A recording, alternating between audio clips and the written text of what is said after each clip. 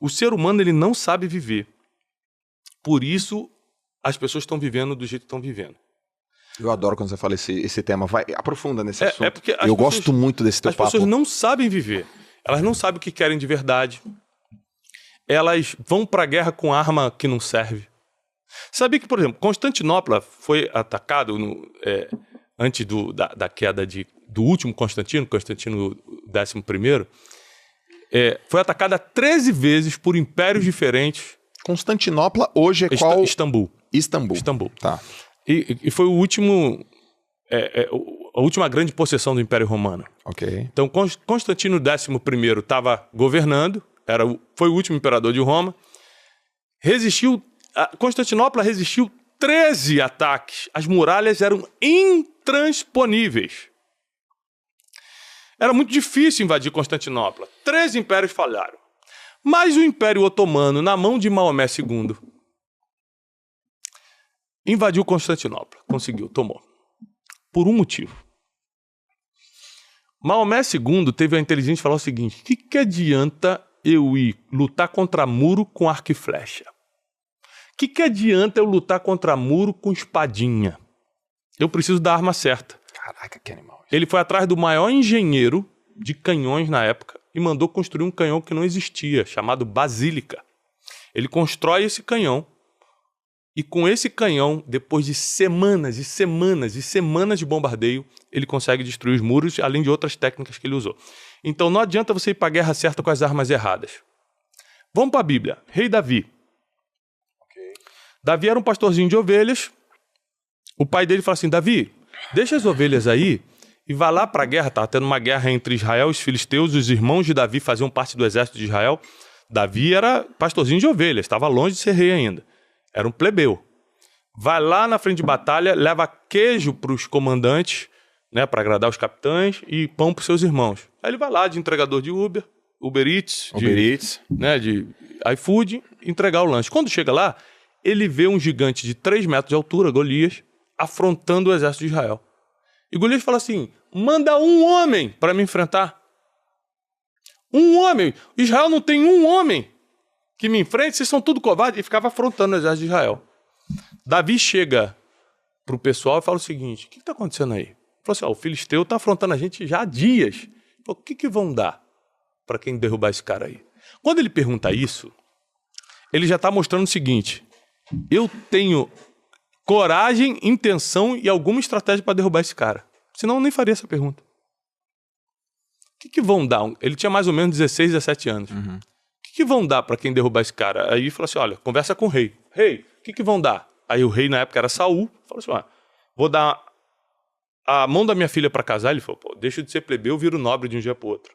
Vou encher de riqueza, deixa de ser pobre, viro rico.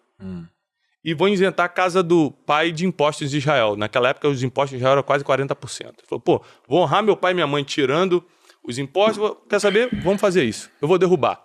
Aí Saul falou: tá bom, toma, bota a minha armadura, melhor armadura que tem a do rei, toma aqui a minha espada. Aí Saul coloca a armadura, coloca a espada e fala assim: não vai dar, tira isso de mim.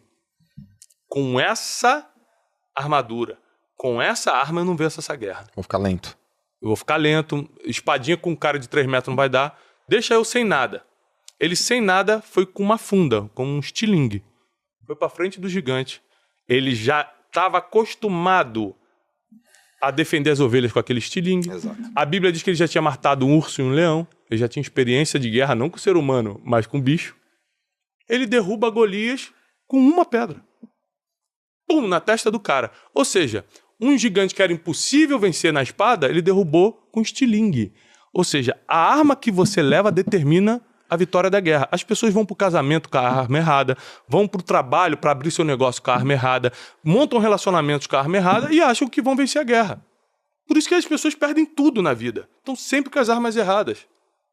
Por isso que elas tentam, não conseguem, bota a culpa no pai que abandonou, no governo que mudou, não sei o quê, bota a culpa em todo mundo. Nunca é nela que está com a arma errada. Uhum. Então eu fui aprendendo ao longo da vida que você manter sua identidade, que é o nosso primeiro papo, importantíssimo. Você está com a arma certa na guerra certa. Importantíssimo. Senão você não consegue prosperar naquilo que você empreende. Você não faz história. Ou seja, aquilo ali fez com que Davi deixasse de ser pastorzinho de ovelhas num dia e virasse capitão do exército de Israel no outro dia. A promoção é muito rápido para quem sabe quem é e para quem usa a arma certa. Caraca, isso é animal. A promoção é rápida, ou seja, você corta muitos anos de processo quando você, sabendo quem é você... Por exemplo, Davi tinha um senso de identidade muito forte para falar, deixa que eu derrubo o gigante. Ele sabia que era um homem de guerra. Ele sabia que era um homem de guerra. Tanto que quando Saul, o rei, depois começa a ficar perturbado de espírito, ele fala o seguinte, eu preciso de alguém que toque harpa. Olha que coisa interessante isso aqui, cara. Preciso de alguém que toque harpa para aliviar meu espírito. Aí um servo do palácio levanta a mão e fala, rei, eu conheço um garoto, quando eu venho andando da minha casa pro palácio, eu passo sempre em frente a um curral, ele tá cuidando de ovelha, de bicho lá. Ó, ele se veste bem. Tá falando de Davi com 16 anos, mano. Ele se veste bem. Ele fala bem. Ele é um homem de guerra. Ele é homem de guerra. Ele toca bem a harpa e o Senhor é com ele. Ele dá 5 coisas que montaram o currículo de Davi para apresentá-lo ao rei. Caraca, eu tô anotando aqui, ó. Veste bem. Veste bem. Fala bem. Fala bem. Toca a harpa bem, que era o motivo pelo qual o rei queria alguém que tocasse harpa. Ele é um homem de guerra e o Senhor é com ele, ou seja, ele tem uma bênção divina diferente. Aí Saul, manda trazer esse garoto aqui. Conclusão, ele entra no palácio pela primeira vez e não sai mais. Ele vai virar rei daqui a um tempo.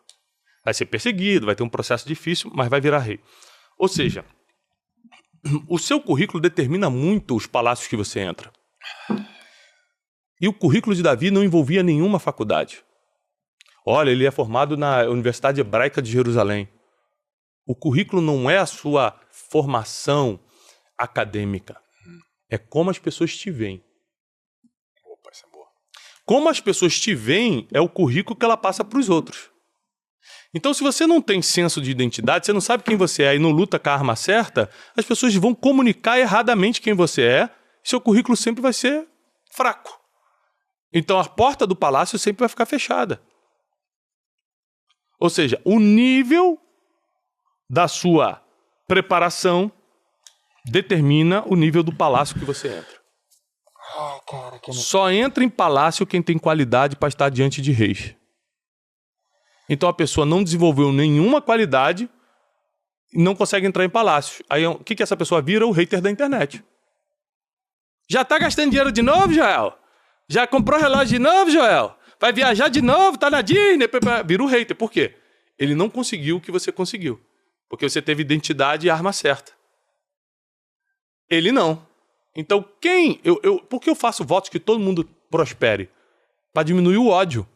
Porque esse ódio que está no mundo, muito bom. principalmente na internet, é pelos que não prosperaram. Você nunca viu um cara que prosperou atacando o outro. Não existe, não tem histórico disso. É verdade. Por isso que eu quero ajudar todo mundo. E quando eu digo prosperar, não é só financeiramente, não. Espiritualmente, na família. O cara não precisa nem ter dinheiro, mas se ele estiver bem na família, ele já não está perturbando os outros na internet. Porque ele tem filho para criar, está bem casado, está feliz, não fica lá xingando as pessoas na internet.